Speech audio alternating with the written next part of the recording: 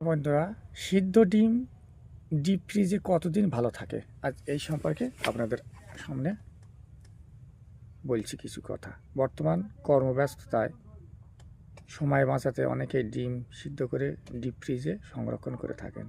তবে এই অবস্থায় ডিমের স্বাদ ও গুণাগুণ কতটা ঠিক থাকে তা নিয়ে অনেকের ধারণা অনেক রকম আছে।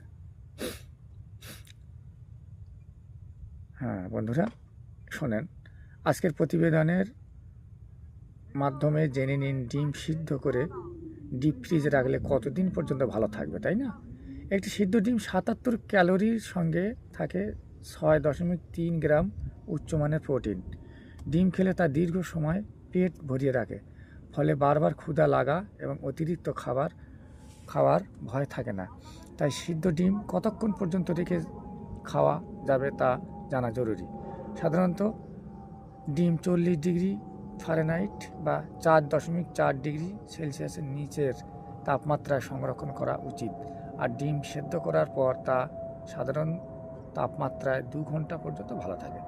আমেরিকার stores for disease control and depression এর তথ্য মতে সিদ্ধ করার পর সাধারণত ২ ঘন্টার মধ্যে খেয়ে ফেলা উচিত। তবে সিদ্ধ করা ডিম ডিপ ফ্রিজে রেখে সংরক্ষণ করা যাবে, কিন্তু খোসা ছাড়ানো সেদ্ধ ডিম ফ্রিজে রাখা যাবে না।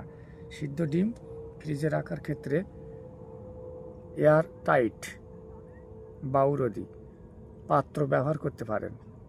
অনেক সময় সিদ্ধ ডিম ফ্রিজে রাখলে দুর্গন্ধ হতে পারে, কারণ সিদ্ধ করা ডিম ফ্রিজে রাখলে হাইড্রোজেন সালফাইড গ্যাস উৎপাদন হয়। এটি ক্ষতিকর নয়।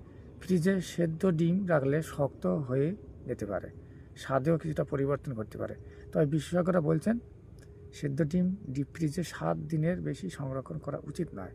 এতে ডিমের গুণাগুণ নষ্ট হয়ে যেতে পারে, আর ফ্রিজে ডিম রাখলে তা শক্ত হয়ে যায়, ফলে অদ্ভুত স্বাদ পেতে পারেন।